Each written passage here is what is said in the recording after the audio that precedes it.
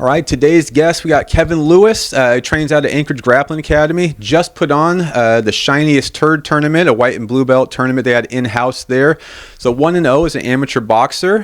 He's got some grappling competitions in him too, and he's currently training for MMA. We break down last night's UFC card with John Jones and Cyril Gahn, so I hope you guys enjoy it.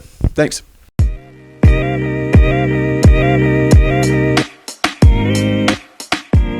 Monitor audio the whole time. So. Cool. That's it, man. How you doing? Doing all right, man. How are you? Not bad. You gonna go to open mat after this? Oh, of course, bro. Nice, man. We're gonna plan to go on it. Tom should be there, and then of course there's like usually two of your guys' black belts all day every Sunday, so it's super nice. James normally goes there with Jerry early, and they could do some drilling. Yeah. I'd like to try and go and do that. He said they go like an hour early. Yeah, like 11 o'clock. They invited me last time, but I'm just a total not fan of drilling. I don't think I've drilled in forever. Man, I love to drill. You know what they say, drillers are killers, but I hear that from everybody. Yeah, I do all my major drilling, pretty much all my drilling just in general, just during rolls. Like I'm going to figure this out during the roll. That probably explains why I have like really shitty jiu-jitsu though. So the same way. So anyone watching or listening, don't take my advice for it. Like you should probably drill and definitely drill. Yeah, definitely drill. Man, did you watch the fights last night? Dude, those were insane. Yeah, they were great. The Grasso upset, that was crazy. I had Shevchenko on that one all day. So I had Shevchenko also, but it wasn't like, she's going to win, no problem. I love Shevchenko. It's just like, yeah, she's probably going to win. And then even though, obviously, everyone thinks that she lost the last fight, and I'm on board with that too. I thought, who was it, Talia Santos? I think so. Yeah. So I thought she won that one too, and I was kind of bummed out. But so going into this one, I was just like, well, she'll be back on track, and it'll be another Shevchenko win, and it'll be nothing special just because it's kind of dulled out now. Obviously she's a great fighter, right? Oh yeah. But it's just when Anderson was on his run and GSP was on his run, it was just all right, well, they're gonna go in and they're gonna win. They're gonna get it. They're gonna do their game plan. It's gonna be another one. Yeah, so it's just not exciting. So, and that's the problem with Shevchenko. That's why she's never really a main event or anything. It's no one's excited to watch her fight, right? Yeah. It's just all right, she's Everyone fighting. Expects her to get the win. Yeah. So going in, I was telling everyone, I was yeah, Shevchenko's going to win, and it'd be no problem. But then I was I want Grasso to win, though, just to add some life into the division. Right. It's just getting, like I said, it's just dull. It's getting a little boring. Everyone expects it. It'd be nice for Grasso to go in and win, even though, she's got to do it twice, right? Yeah. Shevchenko gets the immediate rematch no matter what. Though it sounded like she was going to take some time off a little bit at the beginning of the interview. At the beginning of the interview, it seemed like she was going to take maybe a little bit of time off and then come back, but then it was no, immediate. So I don't know, I wouldn't mind her taking a little time off just to continue the new blood in the division, right? And then just let someone else kind of up and coming come in and break through, and not just continue to kill off all of your young stars. Yeah, I mean, she was such a dominant champion, and then I don't know. It was a good fight, though. I don't know. I don't really have much to say about the division. I don't really pay attention to the women's divisions too much. I really just watch the headliner fights for them. Yeah, those are the good ones for me. Yeah, they have some good it's kind of like women's grappling matches. Were you at the female tournament at AJ? Yeah. So it's all those matches are so good, right? Those are good. They're just sleeper matches. It's like other sports. If you watch women play other sports, no offense to anybody, but it's just not exciting. It's not the same. But when you throw a fist fight into it, then it's all right, this is exciting. Yeah. And then it's not awkward dribbling with a basketball, or awkward throwing of a football or softball or whatever it might be, and it's just kind of I don't know, a monotone kind of sport. It's oh, this is exciting now. Yeah, no, I agree. I mean, I don't not watch the women's fights when they're on. They're always bangers. You're right. They're always the sleeper fights. Yeah. They're oh, I don't really know who these people are, but they're gonna go out there and bang anyway. So they're trying to get the dub just like the guys. Yep. And then so that was a great fight, and hopefully she takes some time off, let some new blood get into the division, and then she comes back, and I wouldn't be surprised if she came back with just a terror and went on some crazy long win streak again. But I also wouldn't just be surprised if everyone else in that division is just kind of catching up to her now. She's had two, I guess we'll say, close fights in a row now, with the last one and then her losing by submission this one. But even the one before that, or a couple before that, maybe she wasn't dominating to the point to where it was finishes. They were going to decisions. Maybe these girls are just catching up to it, She was on a game plan, and you're right. People were definitely catching up. Yeah. So I think it started while we were at the Shiniest Turd tournament, right? Yeah. The early prelims started. Yeah. Did you catch any of those ones? Did you go back and watch them? No, I need to go back and watch. I really wanted to watch the Ian Gary fight. Dude, it was good. So I watched that one this morning. So like we had that tournament we went to yesterday and watched, and we'll get to that for sure. Oh yeah. And then we had like the middle prelims, which for that one. We went to like a little wife for my dinner, so like those were on while we were at that. So I was trying to watch my phone, but you're trying to like somewhat be a part of like both things. I do that sometimes. So like it just wasn't going good. I was like, so I watched like the Garbrandt fight a little bit. Oh yeah, and like I caught that one. And so it was like a good fight, right? And, and super surprising for Cody Garbrandt because like was he like knocked out 4 times in a row or something? Dude, I was worried for that dude. Every time Garbrandt fights, I am worried for him ever since he got that one chin check and. Yeah, and every fight after that, it's just been the same thing, right? Like it's tough. And then who knows, like what would have happened if it was an original opponent, right? Like I think they changed like a week or 2 out. They switched the opponents. I'm not sure how far back it was. I didn't pay attention to all that. But and I don't actually remember who the original opponent was. But then you're obviously taking probably a step back. Like say the original guy was ranked number 10. Well, this guy's probably not in the top 10. Yeah. So I mean, but honestly, that's probably what he needed, right? It was a good fight either way, man. Yeah. I don't know. I heard it was really good because, like, same thing with that one. I was just like, oh, Garbrandt's going to lose. Like, no big deal. He's going to get knocked out. Like, I think I told someone he's probably going to, like, bare knuckle after this. Dude. And then he comes back. Which would be sad for me, man. Most of those guys who go to bare knuckle, it's pretty sad. Like Luke Rockhold and Eddie Alvarez are in bare knuckle and now. Then Luke Rockhold's fighting Mike Perry. Like who is like born and bred for bare knuckle. Yeah, like that dude is made what for that. He needs. Yeah, it's. And then Luke Rockhold, who he looked good against Costa, I'll say, but more that's like compared to like how he looked in his fights before that, like getting knocked out and obviously being really chinny now. Yeah. But man, like Luke Rockhold just kind of fights really arrogant and like does a lot of just he chin fights up like in the he air. Used to be like how he fought with the belt. He fights like he's still that Rockhold, and he's not that Rockhold. He's got to be the guy who fought for the belt, right? Because after he won the belt, he was just like, I told you guys I was all the man. Because like he's like just so arrogant, he's so cocky, and it was cool watching him come up and do that and like get to the title. Yeah. But then once you win the title and you're doing that, and he seemed like the kind of guy who would take his foot off the gas in training just because he's like, I told you guys I was the man. I'm the man, bro. I don't need to train. I don't need to train. Yeah. John Jones just coke before he fights. Like I could just not train and I'll be okay, just right? Coke and party a whole fight week, bro.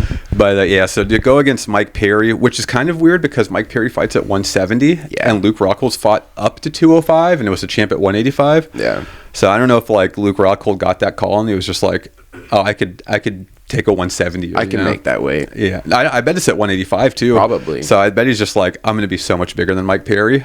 But, man, I don't think you could count Mike Perry. I honestly think Mike Perry will win that fight. I would agree. Mike Perry is just made for bare knuckle. And, I mean, he has the bare knuckle experience, right? It's completely different when you're throwing punches, trying to hit with the right side of your knuckles instead of without the pad. Especially because, like, obviously, like, when you train for MMA, like, a lot of the time you're training with, like, just big boxing gloves on. And just the difference from the boxing gloves to the MMA gloves, right? Like, there's inches of difference. I've just started doing that training, and it's huge difference. Yeah. And now to go, because I assume anyway, and they shouldn't be training in MMA gloves for bare knuckle. Right. Like you should probably still be putting on big gloves.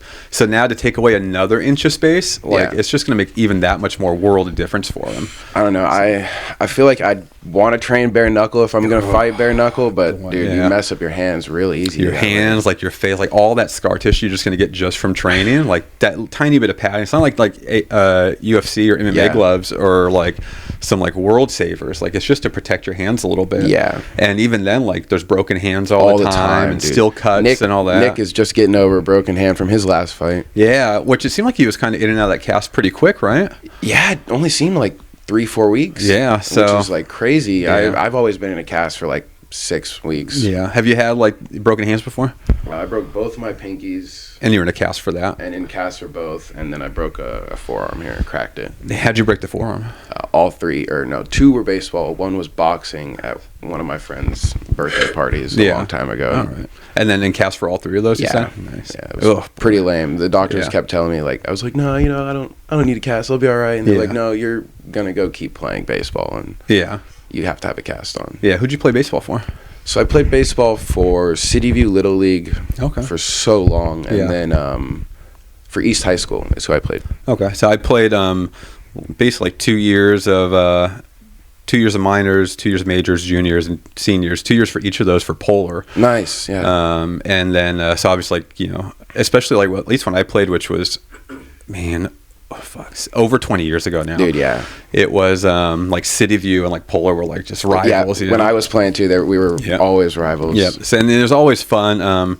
So, you know, crazy. 1 year, like, I felt like we were always like the best team in town, and around like we always had a great record, and always, obviously, you know, everyone makes it to like the state tournament pretty much. But then we would just completely like take a dump at when it comes to all-stars. But like, so 1 year we were going, and it was against City View, but we were going undefeated, and we were like, I think at the time we were playing like maybe 21 games a season, something like that. That's maybe 20. Yeah. And then we were, I think, at like almost 20, like 18, and we were playing City View, and I think 10-run rule starts at like the fourth inning or something. Yeah, fourth inning. So we were at the, I want to say, bottom of the third, and then they were at bat.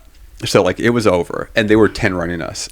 And we were just like, and we were like doing so good. We were like, you know, we were undefeated. We were like going in hard, and then like it just starts dumping rain. And then they were like literally like 2 outs away from 10 running us and like ending the whole undefeated thing. And they called it for a rain delay. Like they opted for the rain delay. We were just like, oh, thank goodness. And then we come back. I think we make up the game pretty quick, like later that week or the next weekend, and we 10 run them. Oh, and God. Like, so that's Dude, like kind of lived with me. So sad. I bet the players were like, I'd imagine, because like the players know what's going on. Like maybe like, I don't know if those those coaches are like, you know, they're tough too. Like they know that there's like the rival between the teams, and like for them to be like, no, we need to call it with 2 outs left. Before the 10 run. Yeah, and we were just like, yeah, call it, please call it. Dude, that's silly. Yeah, and then so after Little League, obviously, you know, you go into high school ball, and I played for Bartlett for all 4 years. I actually ended up playing for Bartlett in my senior year. Yeah, because me and the East coaches got into it. Yeah, and, so I kind of the same thing. So I got into the coaches with got into it with the coaches every single year of high school baseball. And I don't know if I just came off the wrong way going into my first year, but and also it probably was that, but that's really all it takes. Yeah, the first year we were going in for tryouts, and the coach's son played first base. So like, and all right, you're all right, but you're not like, I don't play first base. Like I never played first base. Like I always played second and shortstop for the most part, mostly second though. But obviously like shortstop and second are pretty mirrored. Much the same thing, yeah. And then so I was going in, I was like, and you were just allowed to kind of try out any position. So I already did second base, and then like went out and like did like, you know, some fly balls and did some stuff. We were in the gym, and then I was like, all right, well, I'll just hop into first. Like there was a short line for it, and I assumed just everybody knew like the coach's son was gonna get it, first base. So why even go line up over there? So I go up and I do that, and then right after tryouts, I'm already sure like that was kind of like, all right, strike one type of thing. Like the coach is like, why are you behind my son? Why are you trying to take my son's position? Exactly. Dude. And then that's the worst. And then I got suspended like right into it. So then I kind of missed like the rest of the tryouts. And so I came back, and then like it was just like, no, we don't have room for you. Yeah. And like going through, and like, you know, this was a long time ago, and like I don't want to be like I was the best, but like I was good. Like, like I had like a great, like, you know, batting average. I was great at fielding and everything, and like stolen base and all that. And then it was just like, we don't have room for you. So baseball is one of those sports that when you're a good kid, and if you don't have the connections, or you're not the coach's kid, sometimes you get screwed. That's kind of what happened to me a lot. Like most of my minor league years, I wasn't the coach's kid, and I got screwed for it. And like coaches didn't like me. I don't really know why. Probably because I was a rambunctious kid, and I like to talk a lot. But like, I was good at baseball. I ended up being catcher for like most of my baseball career. I started off in minors because I was just the tallest kid, and so I started off as catcher also in minors. at least both your minors and maybe into majors. And then, and honestly, like I was even telling, so I went in, and anyone listening who knows about it, like I finally went in and got MRIs for my knees, or I have MRIs scheduled for my knees. Nice. And he was like, well, so like, where did it start and all this stuff? I was like, honestly, like probably like the only thing I did before like jiu-jitsu, like when it first started, the only thing I was doing was baseball. Yeah. And it was like, I don't know, like at that age, like when you played, like knee savers might have been a thing already. Yeah, knee savers were definitely a thing, but I did not use them. No? Most coaches frowned upon using it by that time because it made you a lazy catcher, and it probably definitely made me a lazy catcher. But man, like it gave my knees, like, so at a young age, my knees would slide in and out of place and like lock out of place, and then I'd have to like pop them back in. That's gross. It is gross. And it happened to, I don't know if you were there, but it happened last week on Sunday. I was rolling with Jerry. Yeah, I think I remember, and it like popped or whatever. He had like single leg X, and he just went for the basic single leg X like sweep to get me down to the ground, and I went down to the ground, but like as like I hit the mat, like my butt hit the mat, like it slid out of place, and I just kind of like looked at him, and then he looked at me, and like I think he knew immediately. Yeah. And like I don't know if I just had like a surprise look, or like oh, look what you did, because like it's so just like nonchalant when it happens now. It's just like, oh, hold on a second, let me pop it back in. Yeah. And he was like, oh no, and he honestly felt so bad, and it made me feel bad. Jerry is one of those guys. And Jerry feels super bad. And he did. He even messaged me later to check, and I just kind of like messed with him a little bit in the check, and when he checked in on me, but. It was like just seeing him and like the other people I've rolled with when it happens, like they feel so bad about it. Yeah. And like I'm just like, no, this is what happens. It's normal. It's fine. It's normal. Yeah, and it's fine. Like let me pop it back in. And I rolled a few more times after that, and because it's not painful anymore. It just goes in and out, and like I said, it's not a big deal to me. Yeah. But for like if we were rolling and it happened while you were dude, like, I would feel like the biggest piece of shit. Yeah. I did that to James. He had me in mount. Yeah. And I went to do a really big bridge to try and like kip out, or I can't remember what I was trying to do. Yeah. And his foot slid under my back. And I essentially heel hooked him. It flattened when I came back down, and I heard it pop. And dude, I was like, oh my God. Yeah, I'm so sorry. What did I just do to you? Yeah. Dude, it was terrible. He hasn't trained.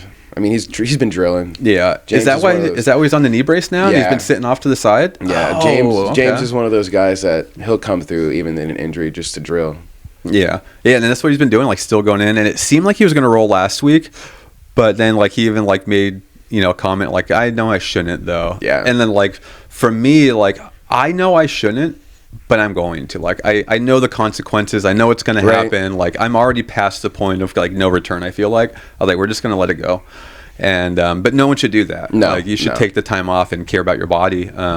But like I have a short push left, or it could be a long push for all I know to get to black belt. Yeah. So I was like, we're in it now. Like if I take a break now, like I don't know if like I'll want to come back, if I'll have the motivation, or like I'll just be scared. Like if I have like knee surgeries or something like that. Like that's what scares me about just surgeries, the mental part. Like you have to get through. Like I don't know if I'll get through that and be able to roll competently anymore. Yeah. Even now at the moment, like I have to change my game so much for my knees. Like it's hard to play guard to like elevate people. It's hard to like throw in like hooks or anything like that for like taking the back, because once any like pressure gets put on them outwards, like I can feel them slipping out. Yeah. So I have to like abandon and like I just feel like I'm in a huge slump because of it now. But back to baseball. So I played.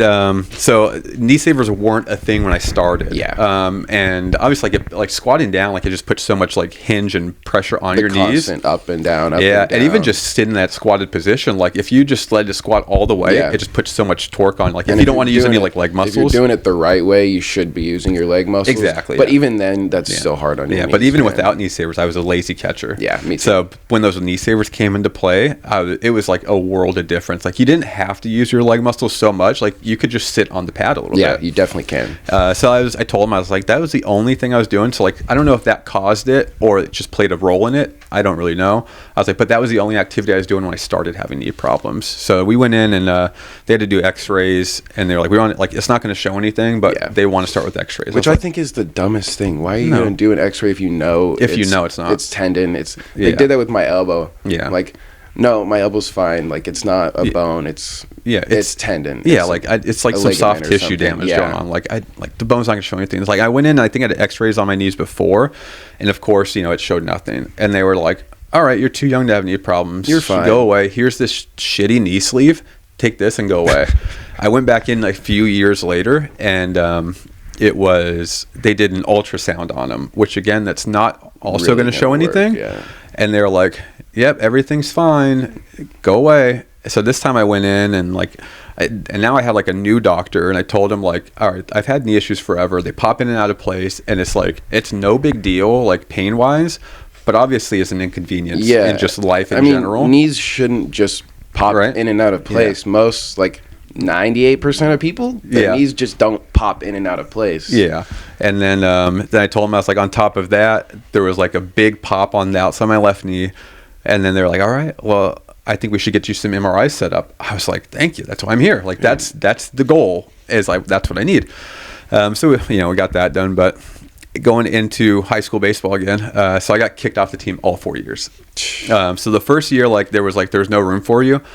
So that was kind of like the getting kicked off the team. Yeah. And then I went to play for Eagle River, like their first year of baseball they had signed up. Eagle River is good now. Is it? They're nice. They won the state the last couple of years. So when I went over there, they did not have a varsity team, and I'm not sure why, but it was their first year of the program. And I'm not sure why you would only choose to have a JV team and not a varsity team. I could see why, but maybe. You don't want to jump into the deep end. The JV teams are more like developmental. So I coached East Baseball last year, actually, and it was pretty fun. Nice. But the JV teams are definitely just more developmental. The varsity, you really got to know it.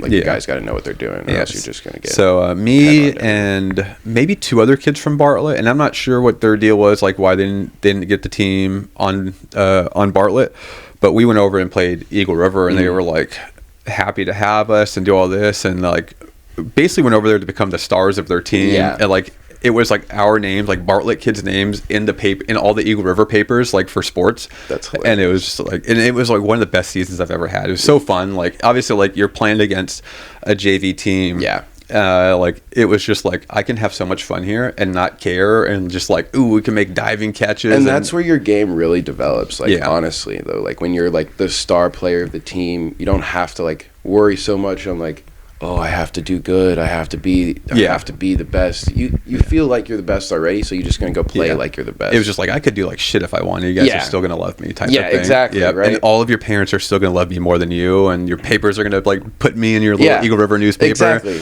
And it was so much fun. And the second year, I don't remember what happened the second year, but I got kicked off of that team too. And at the time, like all 4 years, like I don't want to say I had like the most, but like I was probably way at the top, like top 1 to 3 of like RBIs, stolen bases, just hits in general, and like fielding. And like I said, I rubbed the coach the wrong way, like starting off like right off the wrong foot, and never got back on. That's all it takes. One year, like me and his son actually kind of became friends. We were hanging out and doing this. Like I'd go over to their house. He had like a little basketball court in their backyard. We had mutual friends, and so we started hanging out. And like that year went a lot better.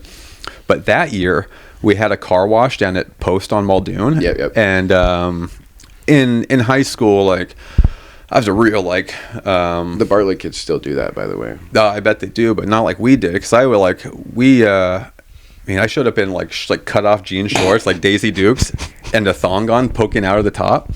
And so I like had my shirt off, and like, man, we were getting tons of cars coming in, and like our friends were coming. Oh my God. And so the coach's wife, who was like the manager, like the bookkeeper, she came over and like pulled my shorts off, and I like pulled them up to like to cover up like the straps of the thong. And I made a comment which probably was rude. But it was like, like everyone's here's having fun. Like cars are honking as they drive by. They're all like stopping in. We had a line of cars. Like this is what we're doing. Like we're having a good time. We're having a good time here, and like no one wants to be here. Like let us have a good time. Yeah. But she did that. I probably made like a sarcastic or a rude or like a little snotty comment.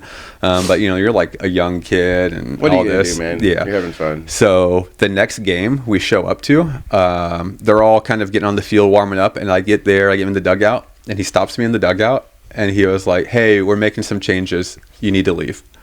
I was like, "What?" Whoa. Oh, okay. That's and that was that. So then I would obviously, like I stayed and watched the game, and I think some other kids might have taken it wrong, and like in baseball, you're pretty tight in the team, right? Probably like any team, but so they might have started making some comments, and they were unhappy, so a couple other kids got kicked off too. I think because of that, and so we'd stay and we'd like just play catch in between the K fields, by Sullivan, and they were like trying to get us to leave and do all this. And like, we're just here supporting our friends. Yeah, like, what are you doing here? And like, we're not on the field. We're not even talking to you guys. No, we're just watching the game. No, we're just watching our friends play. We're just playing catch in between. And I think what it actually might have been, now that I think about it, is some other kids that were like warming up would come in between the fields with us, and we would just warm up and like just help them. Yeah. So I'm sure they weren't happy about that, because no, you can't talk to them type of thing. It was just like crazy thing. Yeah, that's silly. So that was like my whole baseball thing. But playing baseball is like one of the funnest things you can do. Like I played football and track growing up, but baseball was the funnest time I had. Like the hazing that you would do on the team, and not like like, oh, we don't like this kid, we're gonna haze him. It was just oh, we like this kid because you like them. Like, oh man, we love this kid, so we're gonna pull his pants down. Man, I've got some crazy. When I went over, so I was playing for East. I was the catcher for all the time, and like me and one of the assistant coaches had problems. Yeah. And one day I was catching, and he was like, you're out. Come get off the field. You're not playing today. Yeah. Blah blah blah. Because I had a bad attitude, or I was being lazy behind the plate. Yeah. First of all, I'm the only catcher on the team. Yeah.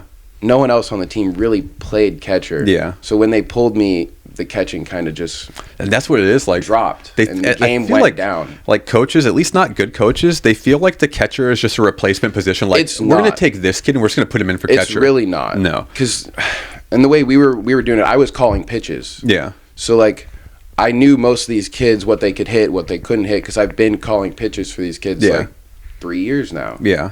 Like there was one guy, I love him now. We were just at the bar last night, Derek Scoggins. Mm-hmm. He could not hit a curveball to save his life. So I'd give him curveballs, and we'd always get it, and always get the K. Yeah. It was good stuff. But so me and him had a problem. I ended up cussing him out on the field and then walking off, because it was the last game of the senior year, the regular season year. Yeah. I was like, bro, why are you're really going to pull me in the last game? It's my senior year. Just let me play. Yeah. So I went over to Bartlett, played Legion over there, ended up being like one of their captains on the team with one of my friends, Dustin. Yeah. We went up to Fairbanks. We had some crazy stuff. We ended up packing like 10 of us on the team in a Kia Soul. Nice. And drove over to the Fred Meyers over there, and then coach's kid ended up snitching on us, I guess, because he thought it was all fun and good to tell his dad that we packed 10 kids in a Kia Soul and drove on the streets. Yeah. What a loser. And then we ended up running around the hotel for like 30 minutes straight. Yeah. Dude, it was the worst. Half the kids were puking, and we got more crazy stuff. But baseball kids are the wildest. Dude, oh my gosh, man. Like, you hear about like football teams like in locker rooms or like out around and hanging out, but like, no, baseball kids are wild. They're wild. And there's like no rules to them. Dude, the Oreo cookie race, you ever heard of that? No, we had a ping pong ball race though, and I assume it's probably the same thing. And a soda bottle race, and so and that word got around, and unfortunately I was kicked off the team at this, but of course you're still close with everybody on it. It got around. Our weight training coach, who was the man, he was also one of the football coaches, so like we were all kind of in good with him. I had weight training in it this year, and he was like, I don't remember the kid's name, but we'll just say like Scully for purposes. He was like, "Hey Scully, do you like Dr. Pepper?" And he was like, "Yeah, why?" He was like, "Do you like putting Dr. Pepper bottles in your butt?" And everyone just busts out laughing, because obviously it probably shouldn't have got to teachers and the coaches and that. So like that was the ping pong ball race and the water ball, or the Oreo cookie race is the same thing. You put a little cookie back there and you got to run. The loser has to eat it. Yep. Oh, no way. The loser has to eat it. That's awesome. So we ended up getting the kid to eat it. Yeah. And I don't know why we also made him eat everyone else's cookie. Yeah. Well, why wouldn't you? Right. Like that. That's fine. Like, to eat your own. That's all right. But to eat everyone else's cookie. Oh yeah. That's messed up. That's the worst. And so he ate it, and then he puked. Yeah. His dad ended up hearing about that. Oh, no. And so his dad called him shit cookie, and he had his own. Dad. He had his own like set of silverware at the house and his own cup. Don't touch anybody else's. You aren't allowed to eat anything else. These are yours. That's good. That's good to hear. Like, dads are cool about it, because so in Little League, me and like my best friend, our dads coached. Luckily, we weren't like only on the team and starting because they coached. Like our dads were like, I don't want to say like assholes, but like if you're not good, there's going to be a problem type of thing. Play, yeah. Yep. So like we had to be good. Yeah. And we were like, man, we were like out like in between practices. Like we would go to the baseball field and like I'd practice pitching or practice fielding or hitting. Like it was always baseball all the time. So like we were just forced to be good type of thing. But like our dads were like into it too. Like, so if they heard about like us hazing someone on the team, which was all in good fun, they would laugh about it. Like we would be driving down to like Kenai or Homer or wherever for a tournament, and like our asses would be hanging out the window, mooning the other like players and the other vehicles, like shooting like dart guns out on the highway. Man. Like, and they were letting us have fun. It was pretty cool. Like I assumed they just played baseball growing up. They knew how it was. The stories I heard from the seniors when I was playing were crazy. We didn't get to do any of that stuff.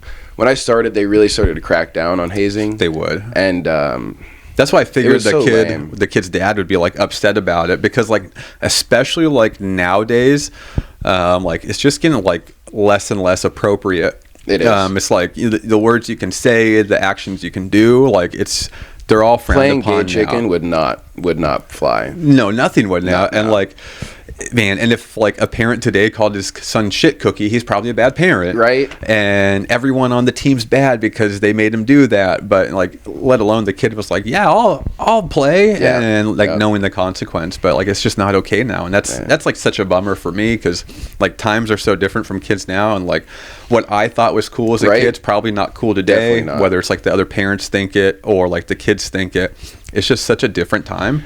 And man, I can't imagine how fucking boring those sports are now, just because it's so watered down. I don't know. So like I said, I coach East baseball now, and some of these kids are wild, and so I don't know. Sometimes I feel like people deserve to be hazed. I'm not saying that any of the kids on the team deserve to be hazed. I like them all. Yeah. But you know, but sometimes a hazing builds some character. No, it builds tons of character. And like I said, we hazed everybody. Everybody gets it. Like we would haze like best friends to best friends, whether it was like pulling their pants down or like just pinching nipples, and that's why or whatever. It was fair back then, right? Exactly. Everybody got hazed. Everyone's going to get it. Yeah. I feel like nowadays it's less hazing and it's more just bullying. If you haze, you're picking on like the kid that's not good on the team, and you're just That's why you got to pick on like the best kid. Like that's what it is.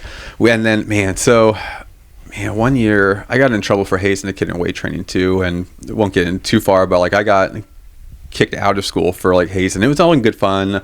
He did not think it was in good fun, and he was upset, and it was embarrassing. He had like a red ring around his ass, and I don't know if he just went to the bathroom or what it was, but he was upset, and probably rightfully so. But he was getting ready to do the high jump, like we're doing like physical fitness tests, and as he gets ready to jump, I just run up, pull the shorts down, and he was so embarrassed. And then reasonably so, I would be embarrassed too. I'd probably be mad, and like I said, so he was upset. He told, and he was like on the verge of tears, just being from so angry and upset. I was like, it was me, because like he was like trying to fight like everyone else around, and like I assumed like he wasn't going to try to fight me, and I also did it, but it was more just like, I'll just say I did it. Don't worry, guys, I'll say I did it. And though it was me anyway. Yeah. And I'll take blame for what I did. I'll fess up to it, but you guys pretend like it was you, please. It was all of us. I'm trying to graduate. I'm Spartacus. Yeah. So I ended up getting kicked out of school for that, but luckily like I was in good with like the football coaches, and so they got me back in. I want to say both times that something like that happened, but man, like it's unfortunate. Like that was 20 years ago, because like high school's like the funnest when you look back on it. Even though like at the time, like you're like, this sucks, like this is boring and all this, like looking back, I was like, those were the best times. Like, dude, I try to tell the baseball kids now, I'm like, dude, live it up. This is going to be the best time of your life. After this, you're going to go work a 9-to-5 job. Yeah, and your life's going to suck. It's going to be lame. Those last 2 years of high school, the first 2 years out of high school, like this is the highlight of your life. You're going to peak. Yeah. Take advantage of peaking now, because it's all going to go downhill. You're going to have gray hair and receding hairlines. You're going to be broken. You're going to have no friends after high school. No, all your high school friends now, they're not going to be there. They're all going to go do cooler things than you. Yes, and you're going to be stuck here. Plan on being stuck here. Yeah, and so live it up now and plan on your hopes and dreams being shattered, and when they're not, immediately, everything's cool. And then you just get used to it and live with it.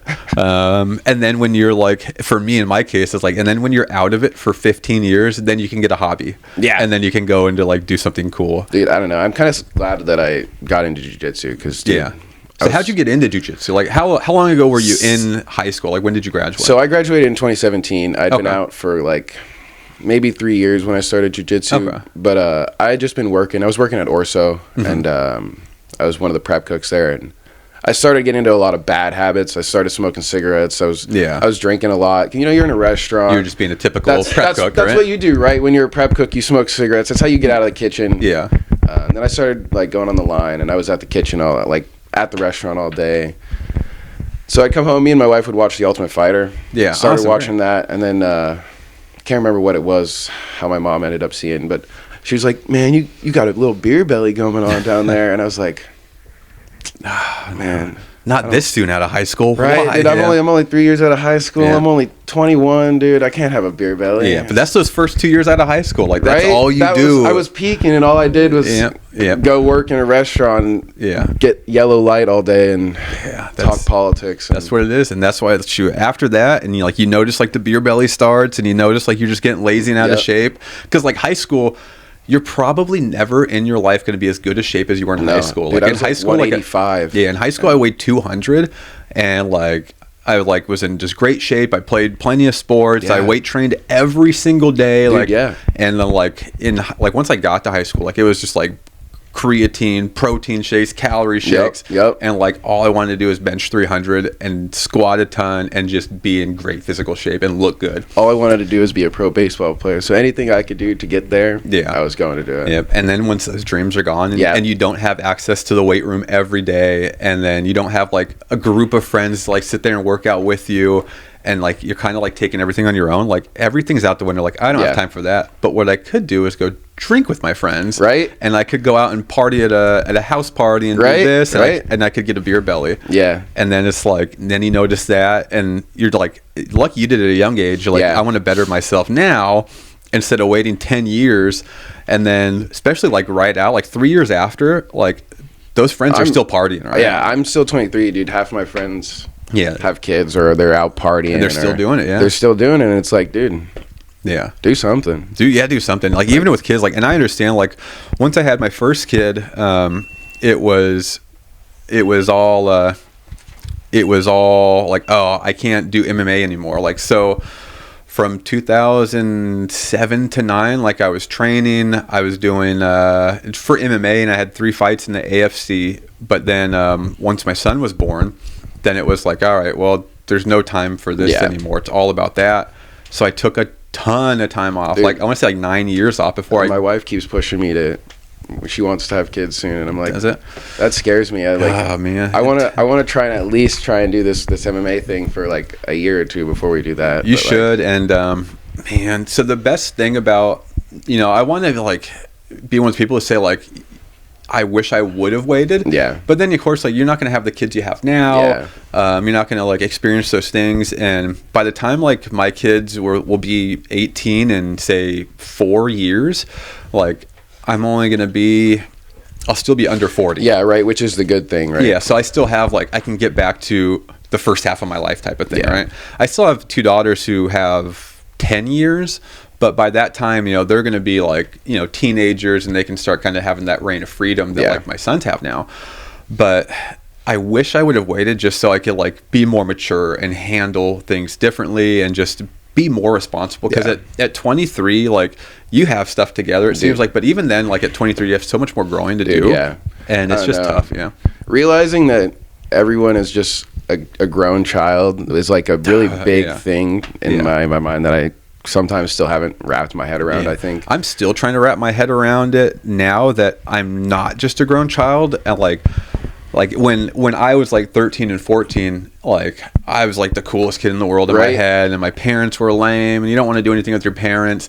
And now like 2 of my kids are that age, and I'm like, oh no, I'm lame. Like I'm just the old lame parent. No. And then It's like I'm trying to wrap my head around that now, and it's just like all my friends aren't like, you know, my high school friends anymore. Yeah. Like, oh shit, we're just old now. We're just like, that's my old friend from high school. Yeah, like 20 years so now, ago. yeah, so now I'm saying like, oh yeah, I've known him for 25 years or something like that, or 30 years. I'm like, oh, probably shouldn't say that anymore because that's making me feel bad. Yeah. But man, like I said, so like I wish, in a way, like I wish I would have waited just to be more responsible and all that. But at the same time, like, you know, you got it out of the way, you tough through it, and like, man, by the time like at least half the kids are out of the house, like, shoot, I can leave the other two alone. I can just kind of go be free and get back into like kind of living my life instead of living our life or their life type of thing.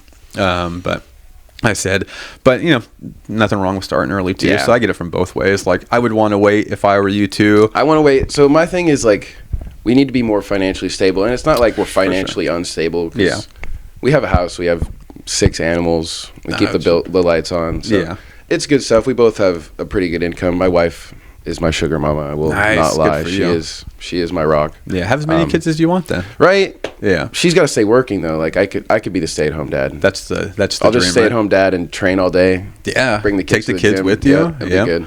Nice. And that's the only way you're going to end up being like the John Jones or something, the John Jones, the GOAT. Yeah. Who is he? Is he your GOAT? When did you start watching MMA? So I started watching MMA with my dad a long time ago because we watched The Ultimate Fighter, and that was what really started me into MMA. And Josh Koscheck, he used to be my GOAT because that was the first season I watched was the Koscheck GSP, and I always played. Okay, so it's like the coaching season. Yeah, right. I always played as him on the UFC Undisputed in 2010. He used to be my favorite fighter. He was the GOAT. You come in there, dump people on their ass, and just ground and pound them for the whole fight. I used to have a dethroned shirt or something, but it was a Koscheck shirt, and that was my favorite shirt. Just because I wanted to dye my hair blonde like Koscheck, dude. But started watching MMA with him, and then he always would like John Jones, and so John Jones was one of the greats. Who else is on like your GOAT list? So my GOAT list would have to have John Jones at the top. Definitely would have GSP and Silva in there. I don't know the numbers. I like Khabib. I think Khabib is definitely one of the greatest. Yeah. But he got out in his prime. He got out way too soon. I understand why, because like, I don't blame him, right? No. But, and it's like, Khabib's deal, like his whole thing is like about family and his mom, and it was his dad passing away. Like his mom didn't want him to do it anymore, and like if you're bringing like millions of American dollars back to Dagestan, right? You're gonna live like a king forever. Like you could buy Dagestan. Yeah, right? You can make it a better country. Yeah. How do you so obviously like the GOAT list is subjective, right? It's subjective. Everyone's list is going to pretty much be different and have your own reasons. Do you feel like the drug test like? So me and my little brothers had this argument last night. So technically, what he got caught with like when he got popped is legal now, isn't that what they say? That it's like a legal amount. Yeah, but so like why does it really matter then? If it's legal now, I mean, why wasn't it? Yeah, man, was the coke legal? Weed wasn't legal. Diaz got popped for that. That's true. Yeah, like 5 years. 5 years, he wasn't allowed to fight. Yeah. So aside from, if anything, I think like Jones is probably a downgrade on your fighting skills. Maybe you'd have to do it like in between rounds, right? Stay pumped and stay jacked on it. But I mean, you never know. They could have. What was that like that old boxer? You seen that boxer video from like back in like the 70s or something? They were like, get the coke water basically, and they were like spraying water in his mouth and it was had coke in it. Dude, that's crazy. Yeah, he probably went on to have a heart attack or something. Dude, old school boxing is crazy. Yeah, those guys were wild. Yeah, so obviously, like Jones just won the heavyweight title yesterday. So let's say Friday, was John Jones still your GOAT? Yeah, John Jones has been the GOAT. I don't know. I saw him or like the pound for pound destroying Cyril Gane. It didn't matter. That's what I said too. And everyone was like, a lot of people like if you just started watching like because like Conor or something like that, like you probably don't really know who John Jones is. Yeah, like and. So like you're coming in and like all you know is like Cyril Gane's super hyped up, and I was sending people these messages. He just knocked out Tuivasa. He just knocked out Derek Lewis. Yeah, which Derek Lewis is amazing and all this, but he's not like polished. No. So Cyril Gane's striking to me isn't even that great. He has great footwork. It's dynamic for a heavyweight. Yeah, right. But it's only really dynamic for a few rounds. Let's say like until round 3. Yeah. Then the dynamic footwork stops, and he has a great jab. Oh yeah, beautiful. But all of his like other punches turn to looping punches, and if you watch it closely and now if you watch the Ciryl Gane fight, you're gonna see how many weird hammer fists he throws, dude. And like his punches just come like this, and it's not great straight. He has good kicks too, and great clinch work, but John Jones uses his reach better than anybody. Kyle was saying he thinks that Ciryl Gane's a dirty fighter, bro. He was watching like he hammer fists a lot in the back of the head. He hammer fists a lot. He hammer fisted Junior Dos Santos, even though Junior Dos Santos was past his prime and on the down, and he was probably going to go down that fight anyway, just from the punches before. But the last one that sent him down, and I also think JDS is the type of guy, when it starts going wrong, he's going to look for a reason to be like, oh, my back, my head. Hey, stop the fight. He also hammer listed Derek Lewis in the back of the head. Dude, and they showed that on the Fight Hype. Yeah. Like the full both blow, of them, just boom. It's like, whoa. Yeah. And even like when they're not bent over like that, he throws weird hammer fist punches. And like it's to me, you're not like, you're getting too excited in the fight, and you're like, your technique's going out the window. John Jones' technique's not going to go out the window. No. Like, he's going to stay good kicks at range the entire time. And if you got out wrestled by Francis, you're going to get killed by John Jones. Yeah, that's what I kept You're talking about like a junior college wrestling champion, and like, don't let the junior and college fool you. He's been training with Cejudo, the triple champ, and big guys. And John Jones made some comments during some press conferences, like he's training with smaller guys to make him look good and do this. And his soccer team on FIFA is ranked 60 in the world or something. Like, he's like, I'm training, and I'm training with big guys. Like, I'm not playing video games. So I'm not training with small guys. Do you believe then what Ciryl Gane said, that he's a lazy fighter and he only trains when he gets to fight, the contract signed or whatever? Gane said that about himself, right? Yeah. No, I don't. I think that he ramps it up, as probably most fighters do. I don't think most fighters are in a full-on training camp for the whole year. I think they're training 5 days a week, and I think once they get a contract, then they ramp it up into a full camp. But, they're still training. Yeah. I'm not training to be a world champion in anything, and I still train, 4 to 5 days a week. So if your aspirations are to be the best in the world, you're not a lazy fighter, unless you maybe Derek Lewis. Yeah. Dude, I love Derek Lewis. He's such a good guy, but like, man, if he doesn't get you out in like the first 4 minutes of the first round, expect for him to get either knocked out or taken down and subbed. Same for me. Like, I love him too. Man, so I just want to touch on the GOAT thing for myself real quick. Yeah. What's your list? I kind of consider like the GOAT and the pound for pound roughly about the same thing. And at least like both rules in my head apply to both of them. So like, to be either one, especially pound for pound, like, you have to fight in 2 weight classes. Yeah. You can't be pound for pound if you only stay in light heavyweight or lightweight in Khabib's case. So like, I don't think Khabib or Islam is ever going to be considered the pound for pound best. Obviously, Khabib's out of it now, but like in Islam's case, you only fight in 1 weight class. How can you prove that your skills translate to other and he pounds? Can't go down. No, like you're just not, like, you're out of it for me. And also, if you only win or defend the title, you shouldn't be pound for pound. Like Volkanovski, even though he lost that fight, he's another one I think would be on my GOAT list as well. I think when it's all said and done, he will be, because even though he lost that fight, I think he's still, they left him in the rankings. Personally, they left him in the pound for pound rankings. I do think he lost 2 rounds to 3, but he gave away, I want to say, the 4th round when he was getting away from the takedown, and he crawled to the fence, and he crawled like a child. Like, it was the weirdest, like, plodding, and you could hear him crawling. It was embarrassing to watch, and not to like put any shade on him. Obviously, like, he's one of the best people in the world. Like, but from a perspective, it was like, it was an embarrassing way to get to the cage. And in my head, I picture him smiling as he did it, like he was playing around. But then, like, he goes and defends the back body triangle for 4 minutes. Dude, that was so long. He gave that round away. Unintentionally, of course. So, but like in Islam's case, like, you can't be the GOAT or you can't be pound for pound if you don't switch weight classes. John Jones just switched weight classes. Mm-hmm. You now enter into the pound for pound mix in my world, in my categories anyway. But it takes him out of like the GOAT or pound for pound list. Maybe not pound for pound, but GOAT for sure, because of all the failed drug tests. And also the weight classes thing, which, like I said, he just obviously switched to heavyweight. So, like, I consider him in that now. But, like, there's these major, like, asterisks next to his name for, like, failing 2 tests for steroids, failing 1 for coke. I don't really count anything he did out of the cage against him. And you shouldn't. If you're talking about it's different, right? It's like your fight life consistent to your life at home. It probably makes you a horrible person, but it doesn't do anything about your in-cage abilities. The steroids and the drug tests do. Probably not so much coke, but the steroids for sure do. And even if, like, they allow it now, it was illegal at the time, and it got in your system somehow. Like, you didn't... Hey, man, gas station boner pills. Yeah, that's what happened to Silva. And unfortunately, Silva was my GOAT. He was, like, the man for me. Like, I watched him before he got in the UFC. I watched him in Pride fight Carlos Newton. And then, like, I heard about him a little bit in between, but I actually saw that fight. So when he got into the UFC, like, that was the man for me. Yeah, I need to go back and watch some of those Pride fights. I haven't done that. They're fun. Like, it's a everyone circus. says they're so good. They're fun. Like, and they cared about, like, putting on shows for the fans. So, like, everything from their walkouts to, like, the fights and their matchups were all fun. One Championship kind of does that. Yeah, I like one. I like to watch one. Yeah, I watched it when they were on YouTube.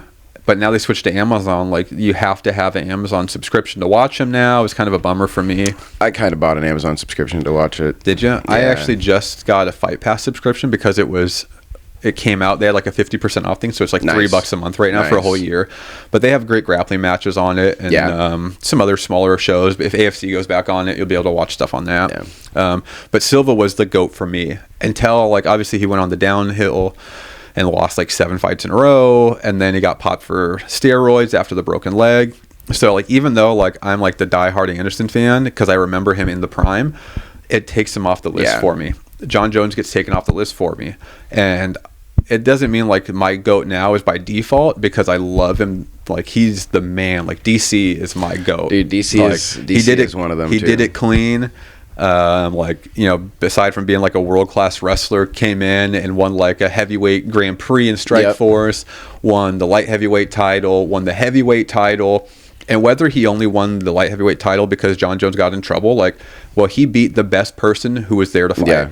Yeah. And for me, that's what it was about. So DC's the GOAT for me. And then after that, it's like, I'm not a big GSP fan, but like Henry Cejudo's up there. Henry Cejudo is good too, yeah. Just because of everything he's done, Olympic champion, 2 weight classes, and defended the belts. Yeah. Like, it wasn't just like you won the belt. He defended both weight classes. Conor, you know, he won belts in Cage Warriors. Then he went and won belts in the UFC, but he didn't defend any of them. Yeah. Like, for me, like, you need to defend it. You can't just win it and walk away and say, all right, I'm good. Like, you have to defend them. And everyone obviously knows Conor's good, but... the champ, and then you got to defend it once to make you the real champ. Yeah, and I don't necessarily. I don't know. I kind of agree with that rule. Yeah, right? I want to see you defend it just to like put a stamp on it, but like I will consider you the real champ, right? As like everyone should. Yeah, but man, like that's like the GOATs for me. And like I said, it really just comes down to one. Like, I don't have like a Mount Rushmore or anything because if you do, like, I want to just selfishly put in Anderson Silva, and then if you put him in, you have to put John Jones just because the body of work. Yeah. But like, drug test or not, he has a great body of work and resume.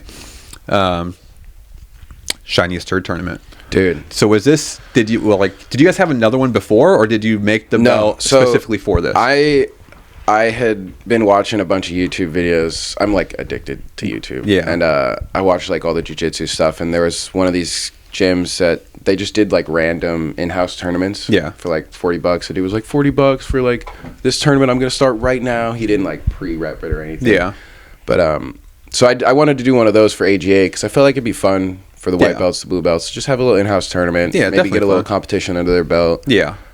So I made the rules loosely based off of the Submission Underground rules because I loved watching Chael's Submission Underground. I like Submission Underground too. I do wish they were longer than 5 minutes. I do too. Because 5 minutes isn't enough time for like a high level to really work. It needs to be at least 10. 10 minutes would be great. I'd even say he'd probably go down to like 8 minutes, but 5 minutes is so quick. And then so it's easy to stall for 5 minutes. Yeah, it really is. So to immediately go 5 minutes and then only have to worry about like backpack and like the spiderweb armbar position, I don't like. You write out those rule set pretty easy. It's really easy to take advantage of it. Yeah. But anyways, which ended up happening in Submission Underground a lot. Yeah. But so I did it based off those rules, and then I brought it to Steve, Jerry, Brandon, Josh, and I was like, "Hey, what do you guys think about this? Was this be something that'd be cool? You know, like." They're like, "Yeah, that sounds cool." So I made the little belt at work. Took like an hour and a half. Yeah. cut out some cardboard, drew on it with some Sharpies and some Posh markers, and set it up, man. It was cool stuff. Did you ever have an intention of doing it too, or you just wanted to be like the person behind it? I wanted to just mainly be the person behind it, but if there wasn't going to be enough people, I was going to compete in it. And then it looked like there weren't going to be enough people for a little bit until like a week before. I want to say it went from like 2 or 3 people to like everyone being filled up, which was nice to see. It was super cool. Yeah, but it was super fun. Like you said, whether it's just to like do something fun, or maybe you want to dip your toes into competing, whatever it might be. Because even an in-house tournament, when you're just doing it with your friends, like there is like different nerves to it. It puts a little bit of something on the line, whether it's like the cash prize or just saying you won it. It just adds more nerves into it, which if you want to go on and do the state tournament, or maybe AGA does like another tournament, because they're doing the men's tournament soon, and that's open to everybody. So if you want to do something like that, or just competing in general, when it's against people you have no idea who they are, that's just going to dip your toes and get you a little bit of comfortable for it, and see if you even want to do it.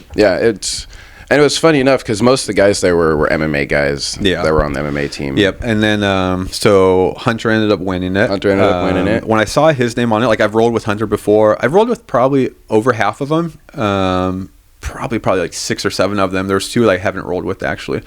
And then just being able to roll with everybody, like it's like I've rolled with Hunter. Like I know he has tons of energy, got good body movement, and he's strong. And I'm an MMA guy, I assume, or trained for MMA. So he had really good top pressure. Like I was like, oh, Hunter's gonna win. So that was the consensus from pretty much everyone that saw. As soon as Hunter put his name on, he was the favorite to win. And shout out to Hunter for winning that. Hunter. But then there was another guy, I don't know if his name's Cade or Caden. And he just looked like he had like some grappling in him. Caden is a really, really good wrestler. He coaches the so that's what it looked like he wrestled. Wrestling. So then I saw him, and then like he just kind of seemed like he had like a little routine down of getting ready. And I was like, oh, this could be a wild card. Like, I've never met him or rolled with him or anything. I was like, this could be good too. But he ended up going out to Hunter, right? By heel hook? And he just went in and got a outside heel hook on him. Hunter heel hooked his way through that and then ended up with the rear naked to finish it. Yeah, which was a quick one in the, it was like in the final. 16 seconds, I think. Yeah. And that was super fun to watch, and I wish, like, I hope all the other gyms, Legacy puts on some in-house tournaments. AGA, this is like the 3rd tournament they put on, whether it was open to the public or just in-house. And I'm not sure if ABJJ does anything, but Ryder's going to come on next week. I'm going to talk to him. But they put on the 2 state tournaments, so they do. Like that's what needs to happen. Is like all these gyms need to like be putting on stuff more, so there's not just the 2 state tournaments, and just make it fun and like make it open to maybe anybody, bigger, right? Yeah, and even if it's just in-house, but like open it up to more people. Put a cap on it so there's not 100 people signing up. Like let 8-man was perfect size. We were in and out in 30 minutes, 45 minutes. It was pretty good time. Yeah. And at like higher levels, it'll probably end up taking a little bit longer, especially like 8 people, because they're going to like settle in and use a little more technique. But watching white and blue belts roll is fun, like from an outside perspective. Because like I want to watch some people do wild and use like bad techniques sometimes and just get crazy. So then you were going, and then you competed in the state tournaments, right? Yeah. I've competed in the 3 of them, I believe. Yeah. And then boxing, right? You've had I've had one boxing match at Thursday Night at the Fights, right? Is that considered pro or is it amateur? So I believe it's amateur, but it's judged on pro rules. I don't really know how they do it all. Because you guys weren't wearing headgear, were you? No headgear. The gloves are 16 ounce, which I don't think is pro boxing. Yeah, I'm not sure how the boxing rules go, but I did think like all amateurs like had to wear like headgear or something. But again, I don't know how it works. Yeah, I don't. Do they have amateur and pro on Thursday Night at the Fights, or are they all considered amateur? It's all considered amateur. And I wonder if there's something to that. So from what I've heard, Jared is now the owner, partial owner of Thursday Night Fights with Jim, and next season it's supposed to change, and there's supposed to be different rules for different things. Yeah, for like the better people, right? There's still gonna be the minute 30 rounds like the lower cards are still gonna be there. Yeah, but the main card probably will be like 3 minutes for the good people. Maybe MMA matches will be pro matches there. Yeah, because they're going to be Muay Thai matches there too now. Oh, nice, which is super cool. That's what I like, and that's one of the reasons. Yeah, that's one of the reasons I like watching or liked watching one is because they had grappling matches, Muay Thai, kickboxing, and MMA. Yep. Like there was a show for everybody, and not let alone just like to show them walking out. Like they make it a fun event. Oh yeah, and a little bit for everyone. So like if maybe like you have boxing fan, or maybe you don't have boxing fans, but they want to watch the MMA fight because their friends on it, or grappling grappling match or the Muay Thai fight, which would probably be the funnest things on there. Yeah, dude. Then you're going to get more crowd in and more viewers for your show to maybe see these boxers you're trying to promote. So hopefully that happens. And like all these other MMA shows, Sarah, the owner of AFC, was on here. She said she'll bring in maybe some stuff for like intermissions, which will be cool, whether you're going to put it on the actual card or not. Just something to do for like, a grappling match in an intermission, or like... Which would be super cool. I love watching those. And, like something to do during intermission is just fun in general. Whatever it is. Like, hockey games have stuff for the intermission. But like I said, going to the bathroom in that 20 or 15 minute intermission is the worst thing you could do, because it's just like you're not going to get back to your seat, or you can't go get food, and the lines are going to be crazy everywhere. So like for the people that just want to sit there and not worry about getting up, wait until the fight starts, going between a fight or something. Have something for me to watch visually is going to be nice. How'd you get into boxing? So I actually hate boxing. I don't want to box ever again. Personally, I don't know. Boxing is not my thing. I don't like being able to get knocked down. Get 10 counted, be completely asleep, and then be able to get back up and try and go get more brain damage. At the same time, you don't want to get knocked down and just lay there like, I don't want to get brain damage. Like you're like, oh shit, I got to get back up. Right. Ooh, this sucks. You're like, oh, I don't want to be a pussy, but like I don't really want more brain damage.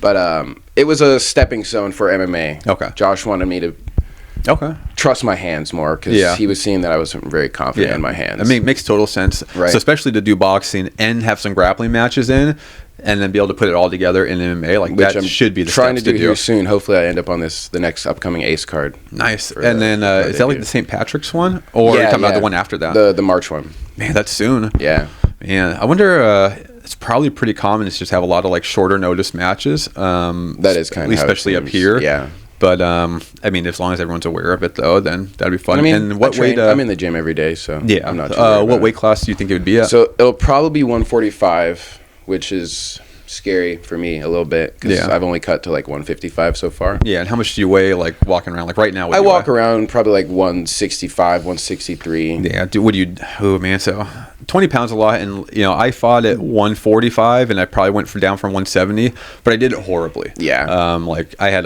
basically just starved myself. I don't really eat too terribly, so it's not like that's a big issue. It's soda.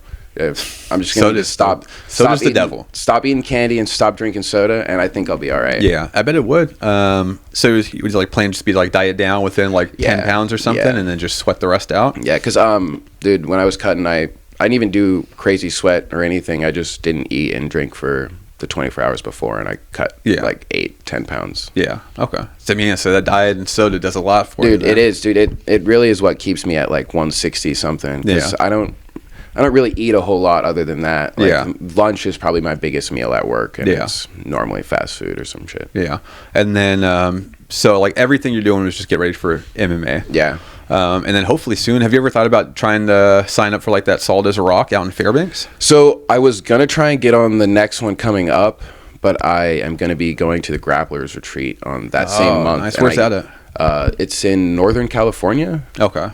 So I'm trying to go. I was trying to get on that one, but then Josh didn't want me to have to cut 45 pounds a week before, like, because I'll get back on the 12th. And then the card's the 17th. So that's rough. Cutting in a week after vacation. And grappling the whole time. Probably be hard, especially in like Northern California. Not maybe too much sweating up there. Oh man, I love the heat. I'd rather be somewhere hot. Me too. So then, I was talking to Hunter and Stephanie, who were on here last episode. If you guys haven't watched that, check that one out. It was great. Same thing with her. It was she thought about getting on that Solid as a Rock card, but I made like the comment about like that's a long ways if you're cutting weight to then drive 6 hours or 5 hours to Fairbanks while you're trying to cut weight. Like it sucks. Miserable. That drive would be terrible. Which is what I would probably have to do. Honestly, if you're cutting weight, like the drive to Palmer would probably be terrible. 45 minutes is a long time to be stuck there in a car, wanting to drink, wanting to eat, and just feeling down the whole time. If I'm being honest, so I'd probably end up flying to Fairbanks if I did it. I have some family that could get me a pass. I could just hop on one of those planes. And then you'd probably turn into like a 3-hour process instead of 5 or 6, whatever it'd be, just for like the wait around the airport. Man, so hopefully you do get on that soon. You want to pull up what's the next UFC card? Next UFC card, I'll find it. Find that one. Let's see what's on that. I think it's Peter Yan versus Merab. Yan versus Merab Devashvili. That'll be fun. That is going to be a killer fight. How do you think that goes? Man, I don't even know. I think it's going to be a banger. Yeah. For most cards, I'm not really... No, leave it there for now. I'm not super picky on who wins. I like to see good fights, man. I like to see good technique. Yeah. The Alexander Volkov, he is one of my favorite heavyweights. I like his fight style. I kind of copy mine after him. Yeah. For him, he actually uses his length pretty well. Yeah. And being for like a nearly 7 foot tall guy, right? And then you go into other guys who are that tall, like Stefan Struve, who used his reach horribly. It's nice to see someone come in who's super tall and lanky to be able to actually use the reach. Alexander Romanov, honestly don't even know too much about him. But Ryan Peter Yan and Dvalishvili, I kind of like. I'm not a big fan of Merab just because like setting a record for most takedowns in a fight isn't impressive to me. That means like, oh, you got 30 takedowns, but they got up 29 times type of thing. Like that's really boring. It takes you a long time to get 30 takedowns. It does, and it's not entertaining. Though his last fight, or maybe last 2 fights, like he got the takedowns and was doing damage, so it was more entertaining. Mm-hmm. But before, like to set a record, it's going to be a boring fight. Yeah. But Peter Yan's got really good takedown defense. Peter Yan and his boxing great striking is amazing. Yeah. So I kind of. Man, that's tough, though. I expect him to piece it up on the feet and hold off the takedowns as long as he can. Yeah, I think, he'll be defending most of the time, I think. But I think the judges will probably score that for him by striving off 40 takedown attempts. And then Nikita Krylov versus Ryan Spann, which just got canceled, which was such a bummer. Right, because Ryan Spann fought recently and he Dominic Reyes, which unfortunately for Dominic Reyes, I think he was just hyped up too soon and he shouldn't have been there. And then like his lone achievement is losing to John Jones. Mm-hmm. That's like Alexander Gustafsson when he was like sitting there talking shit about DC and John Jones and all this, saying how he thinks he beat him, and DC was like, your biggest accomplishment is losing to me and John Jones. Like you need to sit back and stop. So that fight got canceled, I want to say last week, because on the day of, Krylov got sick, and so the main event ended up being Brendan Allen versus Pedro or Andre Muniz. Oh, yeah. I remember watching that card, actually. Yeah, so like to go from like, obviously like they're still going to have good fights on it, but like your biggest names on the card who weren't even the biggest names, like they're top 10, but like people don't really know about. But Ryan Spann's a monster. I think he wins that. And he was saying in his last, I can't remember if it was the last one or the one before that, he didn't even train. Like he hasn't been training before all those, and he just started his training camp for Dominic Reyes, I think is the fight. Yeah, and that was a great fight, and it paid off well for him. Scroll down because there's... Trying to see any. Rafael Sunsao. That's nice. I met him at ADCC. Yeah. And then he was just in the crowd last night. It's cool to see him. But he's been around for a long time too. He was in like the WEC days and all this. Fights in Davey Grant, who is like a pretty good guy out of Europe somewhere. A decent name anyway. JJ Aldridge is pretty good. She was on the. Johanna Claudia. Yeah, facing Ariana Lipsky, the Violence Queen or something, or that should the be Queen a of Violence. That should be good. I think she had that knee bar over somebody in her debut when she was like on top in like a rear mount almost, or she might have like sat through for the knee bar. But she ended up basically sitting on the girl while the girl's on her back and just got the knee bar and just cranked in and stood and hipped into it. And it was bad. That sounds nasty. It was nasty. Is that the last one? Or go down a little more. Tyson Nam. He was a decent name. It seemed like he was coming up a little bit, but that should be a fun card too. And then that one's Nurmagomedov too. He's pretty good. He's Ubakar. Yeah, he's like Abubakar. Trying to think of the word. Russian. Underhyped, I think. Not underhyped. I think most of those Russian guys honestly are. And it's hard to like, if you're trying to build another like Dagestani or another Russian guy when you already have like 3 at the top Khabib already. and Islam and even Peter Yan, it's hard to be like break through all these. Like there's only so much room on people's radar. So then you have like him and Umar and Kamzat. And all the Kamzat's a monster though. I would love to see Kamzat versus Colby. Dude, I've been trying to say this for so long. And everyone's like, Colby's lame. Colby's the man. Like Colby's like a little much on the microphone and all this. Like, that's technically too far. Should still be the interim champ.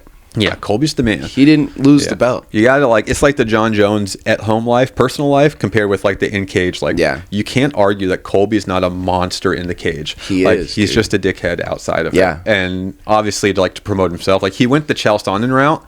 but he took it too far. Yeah. Where Chell made it like entertaining and friendly the whole time. Oh, he's the man for me. The GOAT. He'd be on my GOAT list too, for sure. Never lost a round. Never. Yep. Undefeated. Yep. Yeah, I love Chow. All right, man. So we're gonna wrap this up. You want to tell people where they can find you? Find out about any fights coming up. Profiles? I'm on Instagram at Alaskan Scum. That's really all I'm at. Yep. So check out for fights coming up. And if you're listening to this, you can watch it on YouTube. If you're watching on YouTube and you're driving around, you can watch it on Spotify, both under the Mediocre Grappler podcast. If you want info on stuff coming up or episodes coming out, you can find me on Instagram at the Mediocre Grappler podcast or Facebook at Mark A. Robinson II. But you could probably type in the podcast name for that too, and it'll pop up. All right, Kevin. Thanks for coming in. Yeah. See you at Open Mat. Oh, yeah. All right, man. Thanks. Catch you later.